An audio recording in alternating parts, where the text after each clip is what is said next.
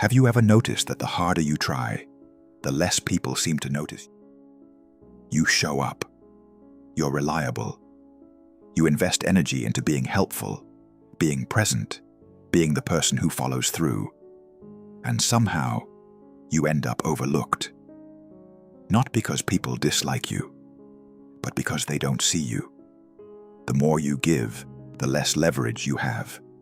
The more you care, the less you matter. This isn't about fairness. It's not about whether effort should count.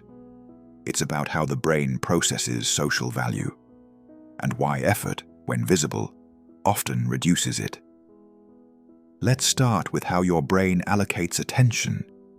Your brain is designed to conserve cognitive resources. It doesn't process everything equally.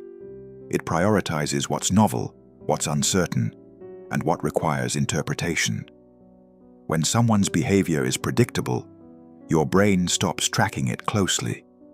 It moves that person into the background, not out of disrespect, out of efficiency. This is called habituation. Your brain habituates to patterns that don't require active processing, and effort, when consistent and visible, becomes a pattern. If you're always available, always helpful, always accommodating, you get filed under stable resource.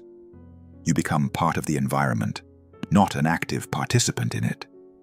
People stop noticing you because there's nothing to track. You've made yourself too easy to predict. Now, let's talk about perceived value.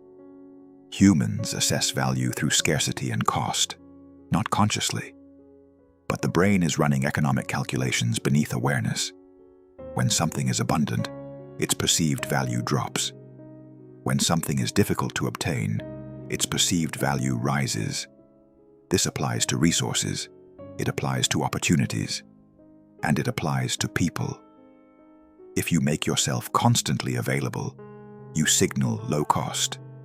Your time, your energy, your attention become abundant resources.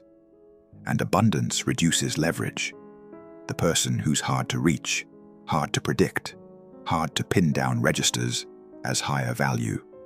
Not because they're better, but because their attention feels scarce. Your brain interprets scarcity as signal. It interprets abundance as noise. Here's where effort becomes a liability. Effort is visible. It broadcasts investment. And investment, in social dynamics, signals need. When you visibly try to be liked, to be included, to be valued, you're communicating that the outcome matters to you more than it matters to them. And the brain reads that asymmetry as lower status. Not because status is moral, but because status is relational. It's about who needs whom more. The person who needs less has leverage. The person who invests more has none. This is why people who try the hardest often end up with the least influence.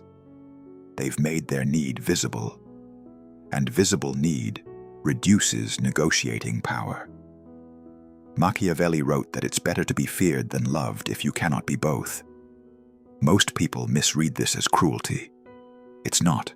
It's about leverage. Fear, in his framework, doesn't mean terror. It means respect for your boundaries. It means understanding that you have the capacity to withdraw, to say no, to impose cost. Love without fear becomes dependence, and dependence erodes respect. When you're always available, always giving, always accommodating, you remove the fear component. Not fear of harm, fear of loss. People stop respecting what they can't lose. Machiavelli understood that power isn't about being liked. It's about being costly to ignore. When your presence has no cost, it has no weight. Let's go deeper into something called effort justification. When you work hard for something, your brain increases its perceived value. This is a cognitive bias. You justify the effort by elevating the importance of the goal.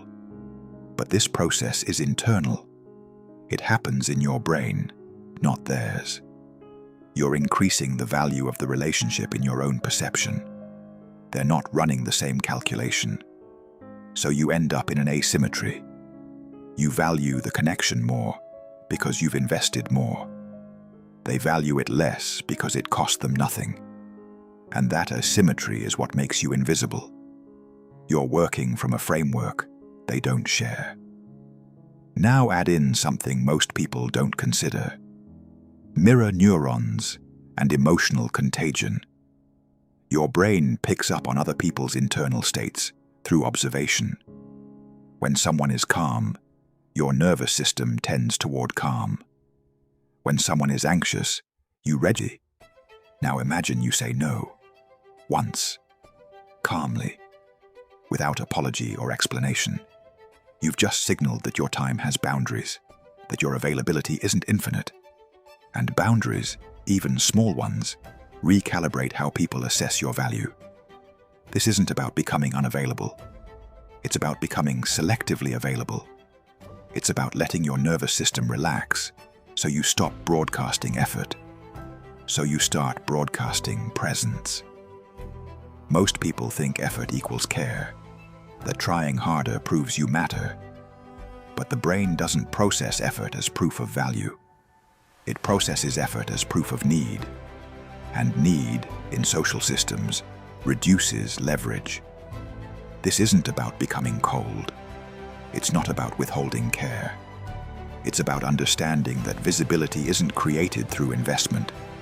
It's created through presence, restraint, and nervous system regulation. When you stop trying to be seen, you become harder to ignore. You're not invisible because you're not enough. You're invisible because you're trying too hard to be visible. And the brain reads that effort as exactly what makes you easy to overlook. If this explanation shifted something for you, there's more to explore. We're building a series on how the brain processes power, status, and social leverage, not to manipulate, but to understand the system you're already operating in. Next, we'll examine why intelligent people get misunderstood, and why depth, in social contexts, often creates friction instead of connection.